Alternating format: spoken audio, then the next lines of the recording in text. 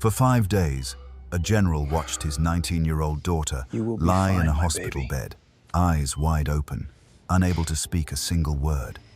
200 of the best doctors in the country examined her.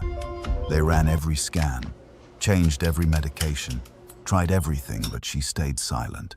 Not because she couldn't think, not because she couldn't hear, but because not a single person in that building knew how to listen. Then, a brand new nurse walked in, looked at the girl's hands, and did something that brought an entire room to tears. Before we go further, do ensure to subscribe to this channel so you don't miss amazing stories like this one. And also don't forget to comment where you are watching from. Now, let's get started. Thanks so much for saving my daughter's life. You changed my life forever. The lights in the VIP wing of St. Catherine's Military Hospital hummed with a sterile persistence that made everything feel cold, even the air. General Raymond Okafor stood at the window of room 14, his back to the bed, his reflection caught in the glass like a man trapped between two worlds. On one side, the city stretched out beneath the evening sky, ordered, distant, obedient. On the other, behind him, lay his daughter, Jade, 19 years old, eyes open, breathing steady, vitals stable, silent. 5 days. 5 days since the seizure that tore through her body without warning in the middle of a family dinner. 5 days since she collapsed, convulsed, and then after the surgeons and the emergency teams pulled her back from the edge, woke up and never spoke again. Raymond turned from the window and looked at her. She was staring at the ceiling, her dark eyes blinking slowly, her fingers resting on the blanket. A team of 4 specialists had just left the room. Before them, it had been a neurologist from Abuja. Before him, a speech pathologist flown in from London. Before her, an entire panel of neurosurgeons who spent 3 hours studying her scans and left with nothing but theories. 200 doctors. That was the unofficial count the head nurse had whispered to a colleague when she thought no one was listening. Raymond had heard. 200 doctors, and not one of them could explain why his daughter, his only child, the girl who used to talk so much he'd pretend to fall asleep just to get a break, could not say a single word. He pulled a chair closer to the bed and sat down. His uniform was wrinkled. His eyes were bloodshot. For 5 days, he had not gone home.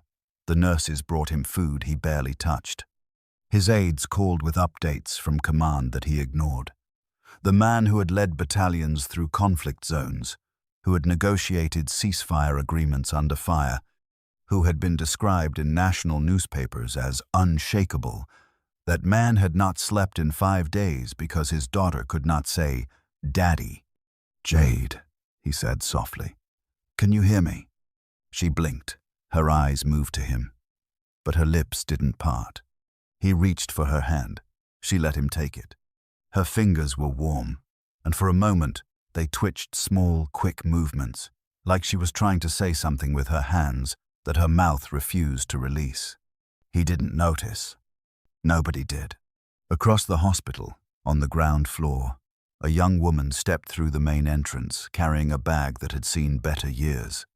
Naomi Foster adjusted the strap on her shoulder, smoothed the front of her freshly pressed scrubs, and took a breath.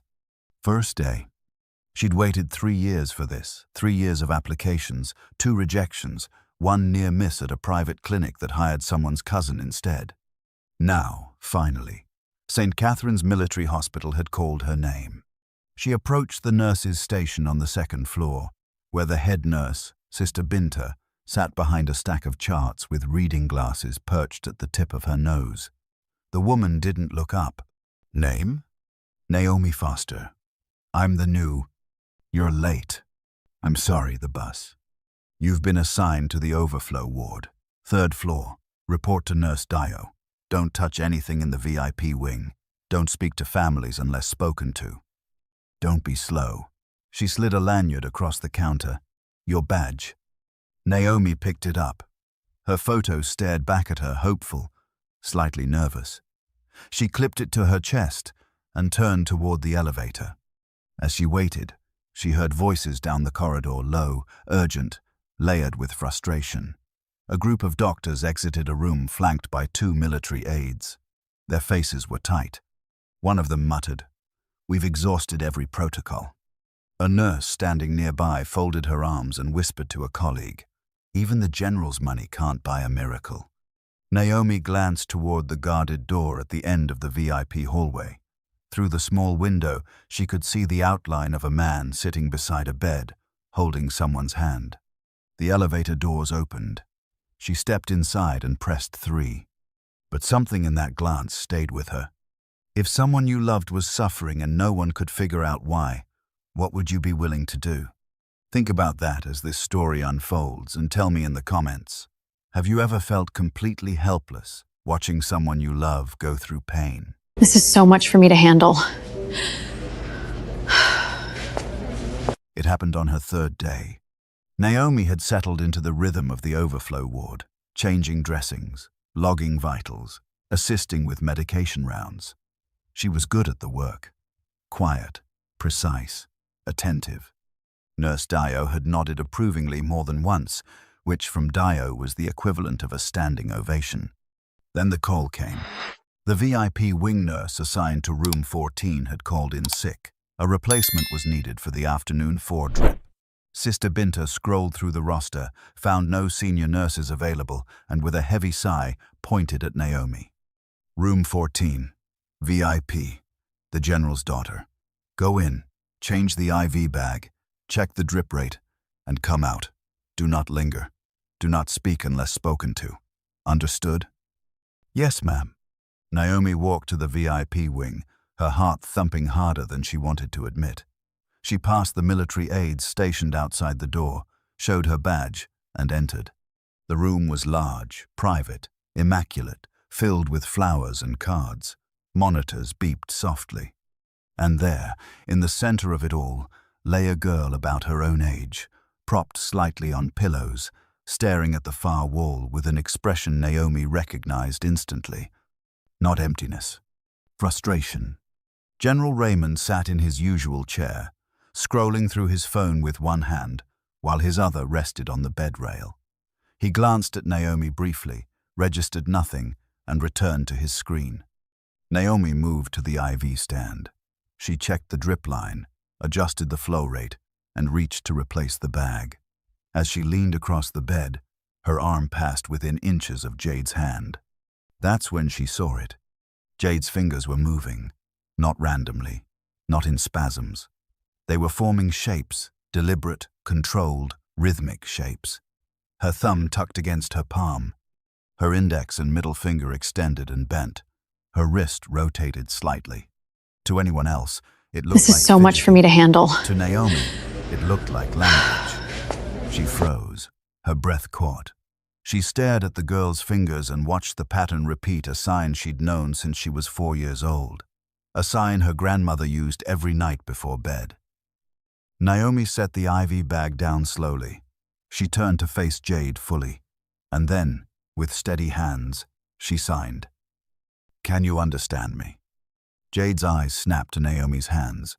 Her pupils dilated. Her lips parted not to speak, but in shock. For a long, suspended moment, the two women stared at each other.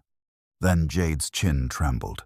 Her eyes filled with tears, and she nodded. Naomi's own eyes burned, but she held steady. She signed again. Are you in pain? Jade's hands came alive. She signed back fast, desperate, her fingers shaking. She told Naomi about the headaches, the pressure behind her eyes that felt like her skull was shrinking, the waves of dizziness, the terror of being fully conscious, fully aware, and completely unable to tell anyone what was happening inside her body. 5 days. 5 days she had been screaming in silence. Raymond looked up from his phone. He saw Naomi's hands moving. He saw Jade's hands moving back. He saw his daughter, his silent, unreachable daughter, crying with what looked like relief. What? He stood up. What are you doing? What's happening? Naomi turned to him. Her voice was calm, but her eyes were glowing. General, your daughter has been trying to speak to you this entire time. She's been using sign language. She's telling me she has severe headaches and pressure behind her eyes. She says she's been terrified and no one has been able to understand her. Raymond looked at Jade. Jade looked at her father and signed one word, a word Naomi translated quietly. Daddy. The general's knees buckled. He gripped the bed rail. His jaw tightened, and for the first time in 5 days, the unshakable man broke. He wept. My daughter's in pain. You need to help her. The medical team assembled within the hour. Dr. Mensah, the lead neurologist, a tall, composed man with silver temples and a reputation built over 3 decades, stood at the head of the conference table with his arms crossed. Let me understand this correctly, he said, his voice clipped. A nurse on her 3rd day is claiming that the patient has been communicating in sign language that over 200 trained professionals somehow missed. Naomi sat at the far end of the table, the only nurse in a room full of doctors. She felt every pair of eyes on her like a weight. I'm not claiming anything, doctor. I'm telling you what I observed. Her hand movements are consistent with Nigerian sign language. She's forming recognizable signs. She responded to my signs directly and gave me specific symptom descriptions: headaches, visual pressure, fear. Dr. Mensah's lip curled slightly. Nurse Foster, I've reviewed this patient's motor responses personally. What you're interpreting as sign language is far more likely post-seizure involuntary movement, myoclonic jerks, reflex patterns. Reflex patterns don't spell words, doctor. The room went quiet. Dr. Mensah straightened. I've been practicing neurology for 31 years. I don't need a first-week nurse to educate me on what constitutes voluntary movement. Raymond sat at the center of the table, his jaw set. He wanted to speak. He wanted to slam his fist down and demand they listen to the woman who had just made his daughter cry with relief. But something held him, something unfamiliar. He'd spent 5 days throwing rank and resources at this problem, and it hadn't worked. Maybe authority wasn't the tool that would fix this. So he waited. After the meeting, Naomi walked back to the overflow ward alone. Her hands were still trembling, not from fear, from anger, the kind of anger that has roots deep enough to touch a grave. She'd been here before, not in this hospital, not in this room, but in this exact feeling. Standing in front of people with power, saying something true, and being told she was wrong because of who she was. She thought of her grandmother, Mama Ife, a woman who had been deaf since birth, a woman who spoke with her hands so beautifully that Naomi used to think sign language was the most elegant thing in the world. A woman who, at 73, was admitted to a hospital where no one knew sign language, where no one tried to learn, where no one even asked. She died confused. She died alone. And the last thing she signed to a nurse who looked at her fingers and saw nothing but twitching was, "I'm scared." Naomi leaned against the hallway wall, closed her eyes and whispered, "Not again." Back in room 14, Jade's agitation was growing. Without Naomi, she had no voice again.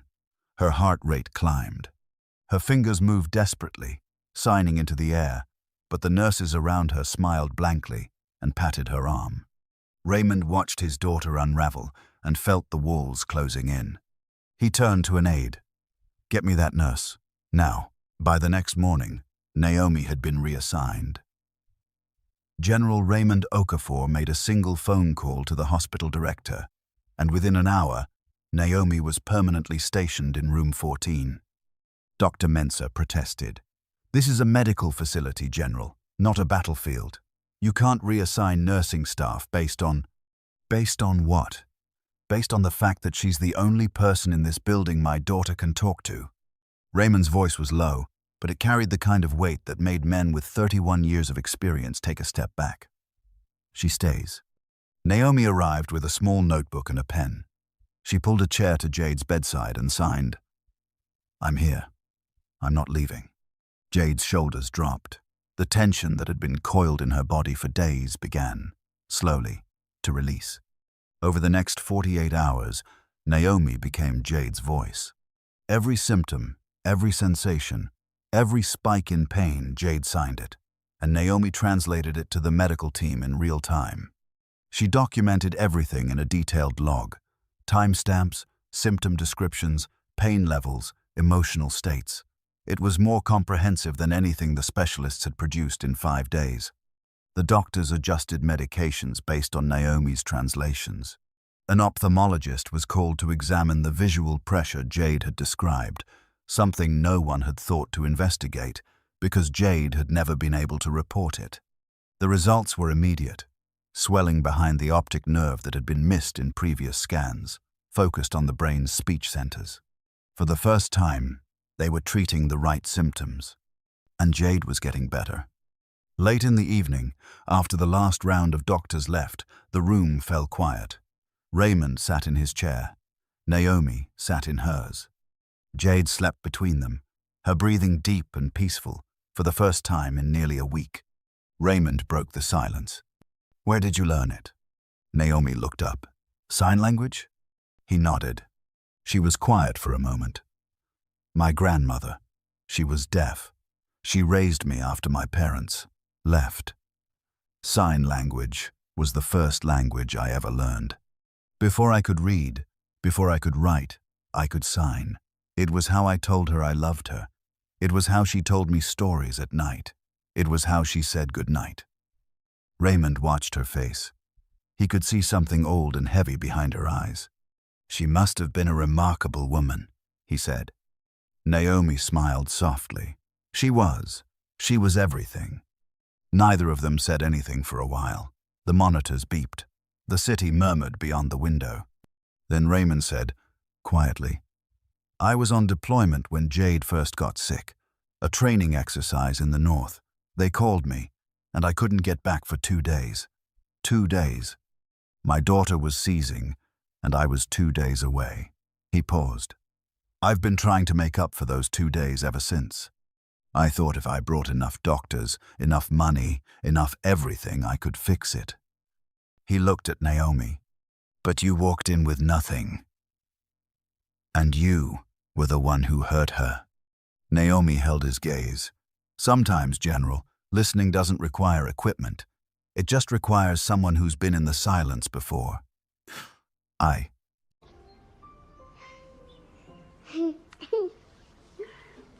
Jade was awake and alert the next morning. The swelling treatment was working, and the headaches had dulled from a roar to a whisper. She sat propped against her pillows, signing with Naomi in rapid, fluid conversation, the kind of exchange that looked, from the outside, like two old friends catching up. Raymond watched from the doorway with a coffee he'd forgotten to drink. "Tell me about your grandmother," Jade signed. Naomi hesitated. Then she signed back. "Her name was Ife. It means love. She was deaf from birth, but she never let anyone treat her like she was broken. She sold fabric in the market, and she knew every customer by face. She could read lips better than most people read books. She raised me alone in a 2-room house, and she made it feel like a palace." Jade signed. "She sounds beautiful." She was, but the world wasn't always beautiful to her.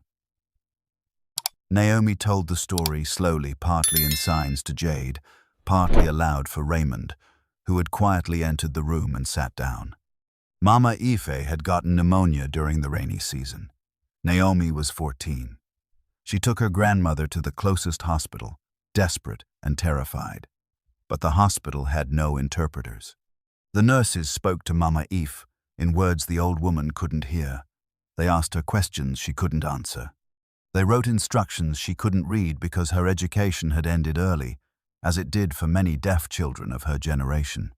Naomi tried to translate. She stood at her grandmother's bedside and signed everything: the doctor's questions, the nurse's instructions, the diagnosis. But they dismissed her. "You're a child," they said. "Let the adults handle this." They sedated Mama Ife when she became agitated because no one was communicating with her. They changed her medications without explaining why. They moved her to a different ward without telling her. The last time Naomi saw her grandmother conscious, Mama Ife signed 3 words: "I'm scared. Stay." The nurses ushered Naomi out. Visiting hours were over. Mama Ife died at 4 a.m. alone. in a room full of people who never once tried to understand her. The room was silent when Naomi finished. Jade was crying. Raymond's coffee sat untouched, cold in his hands. "I became a nurse because of her," Naomi said. "Not to prove anything, not for revenge, because I promised myself that no one would ever die in silence again, not if I was in the room." Raymond set the coffee down. He looked at his daughter alive, responsive, healing, because of a woman whose grandmother had been failed by the same system that now employed her. The irony was not lost on him. Meanwhile, something else was becoming clear to the medical team. As Naomi's translations continued, the doctors identified what had eluded them for days. Jade was experiencing speech apraxia, a condition where the brain's ability to coordinate speech muscles is disrupted, even when language comprehension remains fully intact. The neurological event hadn't stolen Jade's mind or her understanding. It had only stolen her ability to form words. She had been there the whole time, listening, understanding, feeling, trapped. And the only person who noticed the door she was knocking on was the nurse everyone had overlooked. 3 days later, room 14 had changed. The heavy silence that once filled the space had been replaced by something lighter, the soft sound of Naomi and Jade laughing, hands flying in rapid sign conversation, punctuated by Jade occasionally slapping the bed in amusement. Jade had signed something about the hospital food specifically, that it tasted like someone had boiled revenge and served it on a plastic tray, and Naomi had laughed so hard she'd knocked a chart off the bedside table. Raymond heard the laughter from the hallway. He stopped mid-stride.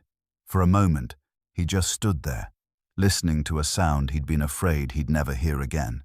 Not Jade's voice, not yet, but her joy, her personality.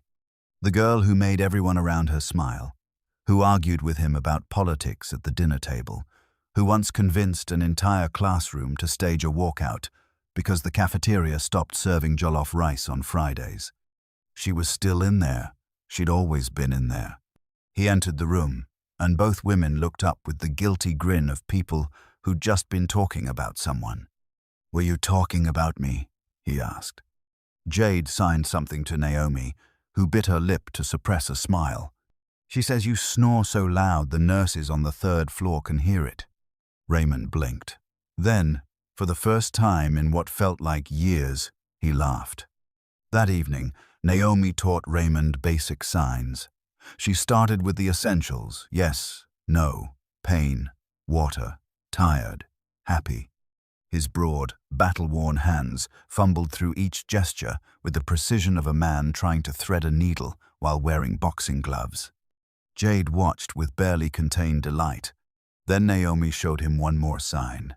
She placed her hand flat, thumb up, pinky out, and moved it gently. "This one means I love you." Raymond looked at the gesture.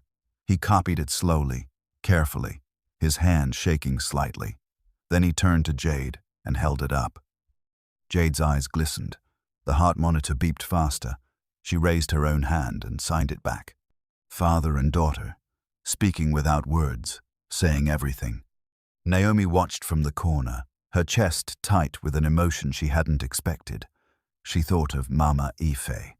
She thought of all the things she'd signed to her grandmother that she never got to sign at the end. And she realized that what she was witnessing, a father learning a new language for his daughter, was the most beautiful thing she'd ever seen. Later that night, after Raymond had finally fallen asleep in his chair, Jade signed to Naomi in the dim light of the monitors, "You're the first person who heard me." Naomi signed back, "You're the first person who made me feel like my hands were worth something." They sat in that quiet truth, two women who had both known what it meant to be voiceless, finding in each other something neither had expected. "Now, I need to ask you something. What Dr. Mensah is about to do next made me absolutely furious. If you can't stand people who bully others just because they have more power, hit that subscribe button right now, because this story is about to take a turn that will test everything." You are fired. The complaint was filed on a Tuesday. Dr. Mensah had spent the previous days watching his authority dissolve in real time. Every successful translation Naomi provided, every symptom she uncovered, every adjustment the team made based on her work, each one was a quiet indictment of his failure. He had examined Jade personally. He had reviewed her motor responses. He had declared, with the full weight of his 31-year career, that her hand movements were involuntary. He had been wrong, and rather than accept that, he chose to destroy the person who proved it. The formal complaint was 3 pages long. It alleged that Naomi Foster, a junior nurse with less than 1 week of employment, had practiced outside the scope of her qualifications, that she had influenced medical treatment decisions without authorization, that she had established an inappropriate emotional relationship with a patient, that her presence in room 14 constituted a safety risk. The hospital board convened an emergency review that afternoon. Naomi was called into Sister Binta's office and told she was suspended effective immediately, pending investigation. But the patient needs me.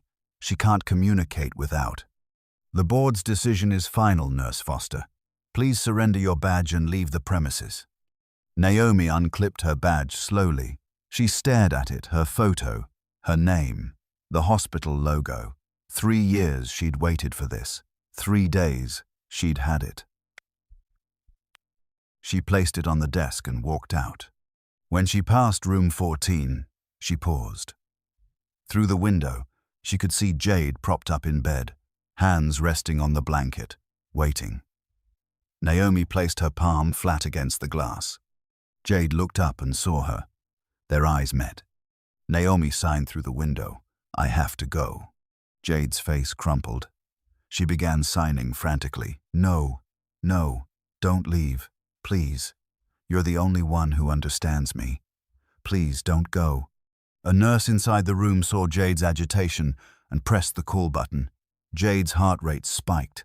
Her blood pressure climbed. She thrashed against the bed, signing desperately to anyone. Signing desperately to anyone, everyone. No one but the nurses only saw a patient in distress. They didn't see language. They saw panic. "Restrain her if necessary," Dr. Mensah ordered from the hallway, not even bothering to enter the room. Raymond arrived 20 minutes later to find his daughter sedated, her wrists loosely strapped to the bed rails, her fingers still twitching even in forced sleep, still trying to speak.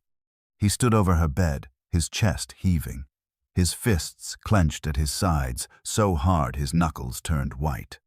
"Who did this?" The attending nurse stammered. "She became agitated, sir." Dr. Mensah authorized. "Where is he?" Raymond found Dr. Mensah in his office, reviewing charts with the calm demeanor of a man who believed he'd won.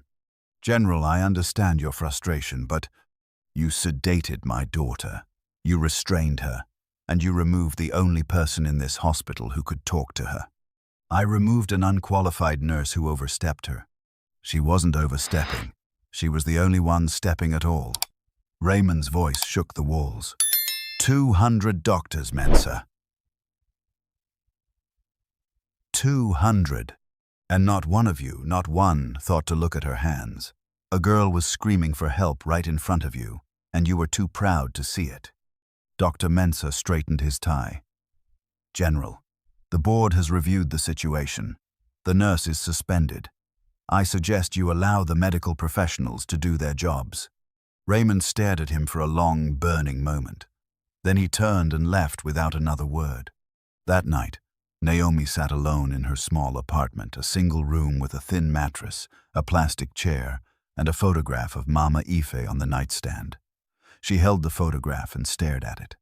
"I tried, Grandma," she whispered. "I tried, and they still don't listen." The old woman in the photograph smiled back in frozen silence. Naomi placed the frame down, pulled her knees to her chest, and sat in the dark. Maybe she'd been foolish. Maybe the world wasn't built for people like her, people who spoke with their hands, who carried their qualifications in their hearts instead of on their walls. Maybe some walls were too high, some systems too heavy, some silences too deep. She closed her eyes and considered not going back. Raymond didn't sleep that night. He sat in room 14, watching Jade breathe in her sedated sleep, and for the first time since this nightmare began, he didn't reach for his phone. He didn't call an aide. He didn't bark an order. He thought. He thought about who he'd been for the last 5 days, a general, a man who believed that rank and resources could solve anything. He'd flown in specialists. He'd threatened administrators. He'd thrown the full weight of his position at this problem like a battering ram, and the door hadn't moved. Then a woman with a second-hand bag and a borrowed lanyard had walked in and opened it with a whisper. He thought about Dr. Mensah. He could crush him. One phone call to the Defense Ministry, one word to the right person, and Mensah's career would be over by morning. Raymond had that power. He'd used it before in boardrooms, in command tents, in negotiations where the other side didn't know they'd already Saint. But that was the old way. That was the way that had failed Jade for 5 days. He looked at his daughter's restrained wrists and felt something crack inside him, not rage, but shame. He had spent his life commanding people, controlling outcomes, demanding obedience. And in the one moment that mattered most, all of that had been useless. What had worked was a woman who sat down, paid attention, and listened. Maybe that was what he needed to do now. The next morning, General Raymond Okafor walked into the hospital board's conference room. 7 members sat behind a long table: administrators, department heads, legal counsel. Dr. Mensah sat to the side, composed and confident. Raymond had been offered a chair at the head of the table. He declined. Instead, he stood before them, and the first thing he did was remove his jacket. Then he unpinned his medals. One by one, he placed them on the table. The room went silent. "I'm not here as a general," he said. "I'm here as a father." He spoke for 12 minutes. He didn't raise his voice. He didn't threaten. He didn't reference his rank or his connections. He spoke about Jade, about the girl who talked too much, who argued about everything, who lit up every room she entered. He spoke about the 5 days of silence, about the parade of specialists who examined her, tested her, debated over her, but never once stopped to truly see her. "My daughter was communicating. For 5 days, she was reaching out with her hands, and every single person in this hospital looked at those hands and saw twitching, involuntary movement, reflex patterns." He paused. "Every single person except one." He told them about Naomi, about her grandmother, about the woman who had been deaf in a world that refused to learn her language, who had died alone in a hospital because no one thought her hands were worth watching. "That nurse walked into my daughter's room with no authority, no seniority, no connections. She had nothing except the one thing that mattered. She knew what silence looks like when it's not empty. She knew what hands look like when they're speaking." He looked directly at Dr. Mensah. 200 doctors couldn't hear my daughter. One nurse could. And instead of thanking her, this hospital suspended her. He placed his hands on the table. "I'm asking you, not ordering you, not demanding. I'm asking you to bring her back. Not for me, for my daughter. Because right now, Jade is lying in that bed, sedated and restrained, because you took away the only person she can talk to. And if you don't fix this, you won't have to worry about me using my rank. You'll have to worry about explaining to the press why a 19-year-old girl was silenced twice, first by her illness and then by her doctors." He picked up his medals, put on his jacket, and left the room. Across the city, Naomi's phone rang. It was Nurse Dio, the only colleague who'd been kind to her. "Naomi, you need to come back. Jade, she's not doing well. Since you left, she's been refusing food. She keeps signing, and nobody understands. Her vitals are declining. The doctors are talking about increasing sedation." Naomi closed her eyes. Every instinct told her to protect herself. She'd been humiliated, stripped of her badge, told she wasn't qualified. The smart thing, the safe thing, would be to walk away, file a grievance, find another hospital that might value her. But then she heard Mama Ife's voice in her memory, not in words, because Mama Ife never had words, in signs.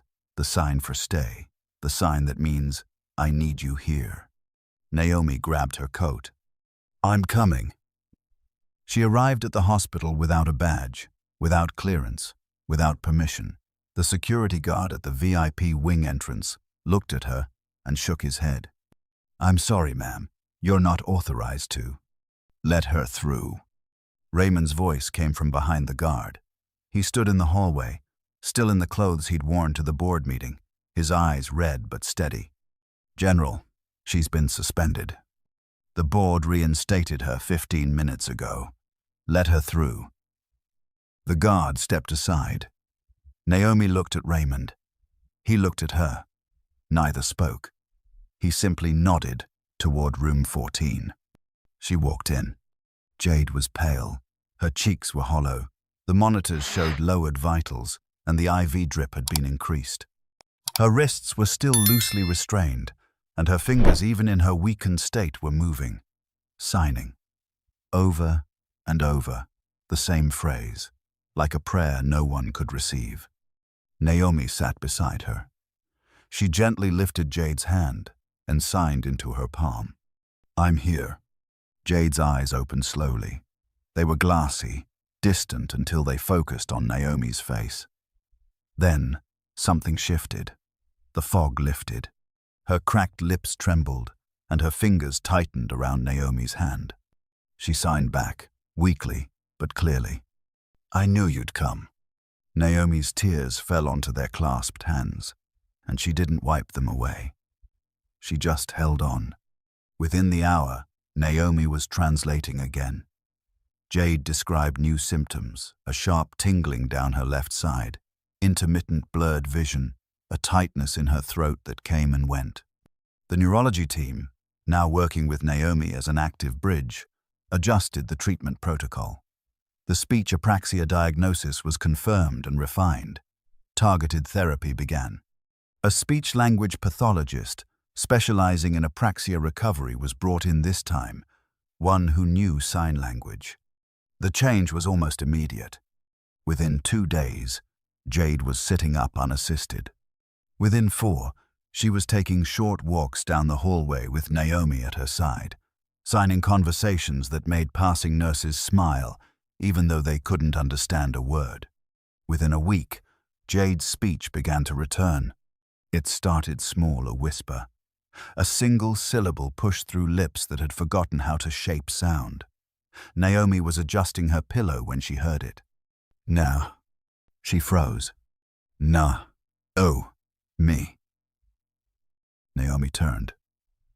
Jade was looking at her with tears streaming down her face and the smallest, most triumphant smile Naomi had ever seen. Naomi. Naomi covered her mouth with both hands. She sank into the chair and sobbed, not the quiet, dignified kind, but the deep, body-shaking kind that comes from a place so far down you forgot it existed. Raymond heard his daughter's voice from the hallway. He ran this decorated general, this commander of men, this unshakable figure. He ran like a child into the room and found Jade speaking his name next. Duh. He fell to his knees beside the bed and wept into the blanket while Jade's trembling hand rested on his head. 3 weeks later, the hospital auditorium was packed. Cameras lined the back wall. Journalists filled the front rows. Hospital staff, military officials, and government representatives occupied every seat. A podium stood at the center of the stage, flanked by flowers and the hospital's banner.